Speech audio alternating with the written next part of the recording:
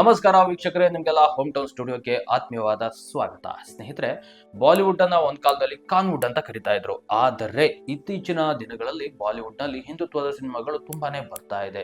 ಜೊತೆಗೆ ಬಾಲಿವುಡ್ ನ ನಟ ನಟಿಯರು ಕೂಡ ಹಿಂದುತ್ವದ ಕಡೆಗೆ ವಾಲ್ತಿದ್ದಾರೆ. ಅಂದ್ರೆ ಅವರ ಧರ್ಮವನ್ನ ನೆನಪಿಸಿಕೊಳ್ತಿದ್ದಾರೆ.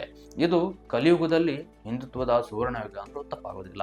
ಈಗ ಬಾಲಿವುಡ್ ನ ಹಲವಾರು ನಟ ನಟಿಯರು ಮಂಗಳೂರಿನ ಕಡೆಗೆ, ತುಳುನಾಡಿನ ಕಡೆಗೆ, ದೈವಗಳ ಕಡೆಗೆ ಓಡೋಡಿ ಬರ್ತಿದ್ದಾರೆ. ಈಗ ಅಂತಹದೇ ಸಾಲಿಗೆ ಕತ್ರಿನಾ ಅವರು ಕೂಡ ಸೇರಿದ್ದಾರೆ. 2 ದಿನ ಮಂಗಳೂರಿನಲ್ಲಿ ಕತ್ರಿನಾ ಅವರು ಏನ್ ಮಾಡ್ತಾ ಇದ್ರು ಗೊತ್ತಾ? ಇತ್ತೀಚೆಗೆ ನಮ್ಮ ಕಂಗನಾ ರಣಾವತ್ ಅವರು ಕೂಡ ಕಾಪು, ಕಟೀಲು ಕ್ಷೇತ್ರಗಳಿಗೆ ಭೇಟಿಯನ್ನ ಕೊಟ್ಟಿದ್ರು. ಹಾಗೇನೆ ಸೂರ್ಯಕುಮಾರ್ ಯಾದವ್ ದಂಪತಿಗಳು ಬಂದಿದ್ರು, ಪೂಜಾ ಹೆಗಡೆ ಬಂದಿದ್ರು, ಇನ್ನು ಸಚಿನ್ ಅವರು ಕೂಡ ಬಂದು ಹೋಗಿದ್ರು.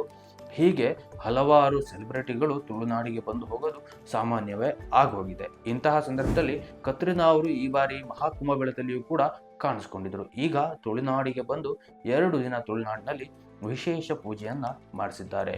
ಸರ್ವ ದೋಷಗಳಲ್ಲಿಯೂ ಸರ್ಪದೋಷ ದೊಡ್ಡದು ಅಂತ ಹೇಳ್ತಾರೆ. ಅಂತಹ ಸರ್ಪದೋಷಕ್ಕೆ ಪರಿಹಾರವಾಗಿ ಪೂಜೆಯನ್ನ ಕತ್ರಿನಾ ಅವರು ಮಾಡಿಸಿದ್ದಾರೆ ಕುಕ್ಕೆ ಸುಬ್ರಹ್ಮಣ್ಯದಲ್ಲಿ. ಅಂತಹ ಸರ್ಪದೋಷಕ್ಕೆ ಪರಿಹಾರವಾಗಿ ಪೂಜೆಯನ್ನ ಕುಕ್ಕೆ ಸುಬ್ರಹ್ಮಣ್ಯದಲ್ಲಿ ಕತ್ರಿನಾ ಅವರು ಮಾಡಿಸಿದ್ದಾರೆ. ಇನ್ನು ಕತ್ರಿನಾ ಅವರು 2 ದಿನ ಅಶ್ಲೇಷ ಬಲಿ ಪೂಜೆಯನ್ನ ಮಾಡಿಸಿ 2 ದಿನ ಆ ಕಡೆ ಎಲ್ಲ ಓಡಾಡಿ ಹೋಗಿದ್ದಾರೆ. ಈ ಫೋಟೋಸ್ಗಳು, ವಿಡಿಯೋಸ್ಗಳು ತುಂಬಾನೇ ವೈರಲ್ ಆಗಿದೆ.